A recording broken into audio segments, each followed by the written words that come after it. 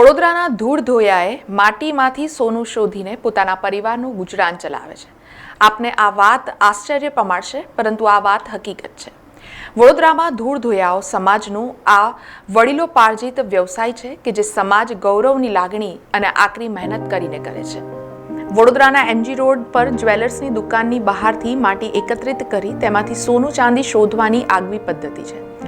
આ પ્રકારનું કામ કરતા લોકોને ધૂળ ધોયાઓ કહેવામાં આવે છે.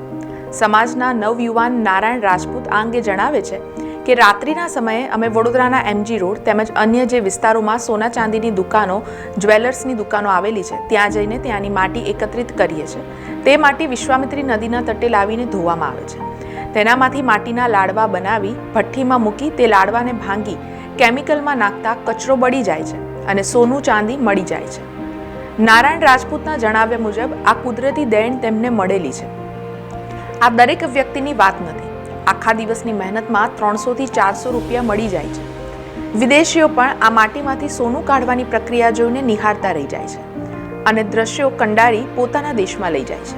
શું છે કે ફોરેનર બી આવે છે, ઘણા લોકો આવે છે આગળ વિડીયોગ્રાફી કરવા માટે, ને એમને બી અમે આ રીતના આખો પ્રોસેસ સમજાવે છે. એમના દેશમાં જઈને આ બધું ઘણું બધું બતાવે છે કે ભાઈ ભારતનું કલ્ચર આ છે, ભારત આ રીતના મહેનતું છે, ભારતના લોકો આટલા મહેનતું છે જે માટીમાંથી સોનું શોધે છે. આ બહુ મોટી વાત છે કે એ લોકો આ રીતના જ અમને પૂછે છે કે ભાઈ તમે આ શું કરો છો, એટલે અમે એમને કહીએ છીએ કે ભાઈ અમે માટીમાંથી સોનું કાઢીએ છીએ. તો પહેલાં તો એ લોકો અચકત પામી જાય છે કે સાલું આ બને છે કેવી રીતના.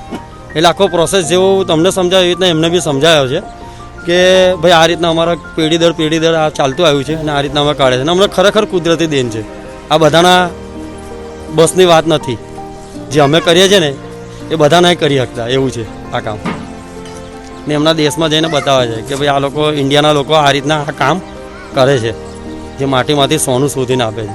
માટીમાંથી સોનું કાઢવાનું કામ કરતા મહિલા મીનાબેન રાજપૂત જણાવે છે કે પહેલા અમે સુરસાગરમાં માટી ધોતા હતા, પરંતુ હવે વિશ્વામિત્રી નદીના તટે ધોઈએ છીએ.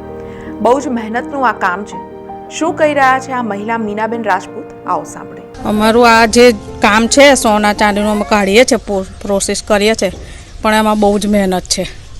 બહુ એટલે બહુ જ. ને અમારી 7મી 8મી પેઢી છે આ જ કામ કરીએ છીએ. આખું ઘર પરિવાર આના પર જ ચાલે છે એવું સમજી લો. અને આનામાં બહુ જ મહેનત છે. પહેલાં અમે સુરસાગરમાં ધોતા હતા, હવે તો એ બધું બંધ થઈ ગયું એટલે અમે હવે અહીં ધોઈએ છીએ.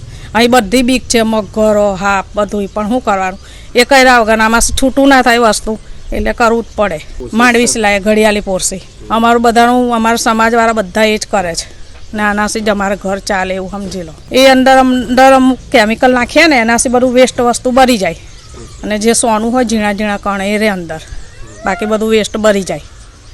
એવી રીતે કરીએ છીએ. દિવસમાં આખા દિવસના 12 કલાક અમારે આના પછવાડી પડવું પડે તારા હાથમાં આવે. એ અમારો દિવસ આખો 300 રૂપિયાનો 400 રૂપિયાનો પડી જાય, જેવી આપણી મહેનત એવું. ભઠ્ઠીમાં કેવી રીતે? ભઠ્ઠીમાં અમે આ જે કેમિકલમાં નાખીએ ને પછી એવું વસ્તુ આવે છે એ અંદર નાખીએ ને એટલે એનાથી બધું સોનું પકડાઈ જાય. હા, પકડાઈ જાય. પછી એનું અમે ભઠ્ઠી બનાવીને એના અમે ગાળીએ, પછી એને સોની તૈયાર લઈએ. અને અમારે વર્ષોથી દાદાના દાદા પેઢીની પેઢી અમારી આ કરે છે. એટલે સોનીઓ બધા જ જાણે છે કે આ લોકો આના ઉપર જ જીવે છે. એટલે કોઈ સોનીઓ બોલે ના અમને કરવા જ દે. અમુક વેચાતું બી લાવવું પડે. હા, વેચાતું લાવવું પડે. હા, એ લોકો અંદરની દુકાનનું વેચાતું ચાલે, વર્ષે વેચાતું ચાલે. રાતે 3 વાગે 4 વાગે કે 5 વાગે ગમે તેટલા વાગે બી અમે માંડવી જઈએ અને આ મહેનતનો પ્રોસેસ ચાલુ કરીએ. બ્રશ વખતે આખો રોડ વારી અને એ માટોડું ભેગું કરીએ. માટોડું ભેગું કરી અને આગળ અમે આ વિશ્વામિત્રી નાળા પાસે અમે લાવીએ અને એનો આખો પ્રોસેસ આવે છે જે ધોવાનું હોય છે. એ ધોઈ અને અંદરથી ઝીણું સોનું અમે શોધીએ છીએ. એની પાછળની મહેનત ઓછામાં ઓછી એવું સમજી લો કે 12 થી 13 કલાકની છે અમારી.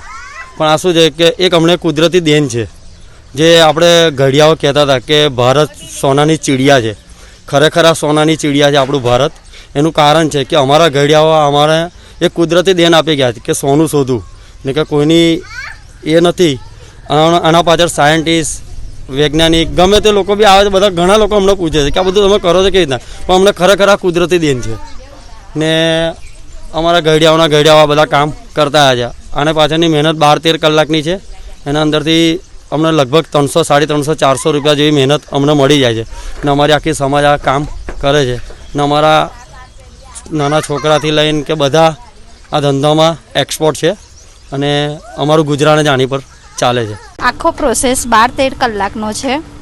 અમે માંડવીથી માટી લાવીએ છીએ, એમાંથી આ કામ અમે કરીએ છીએ.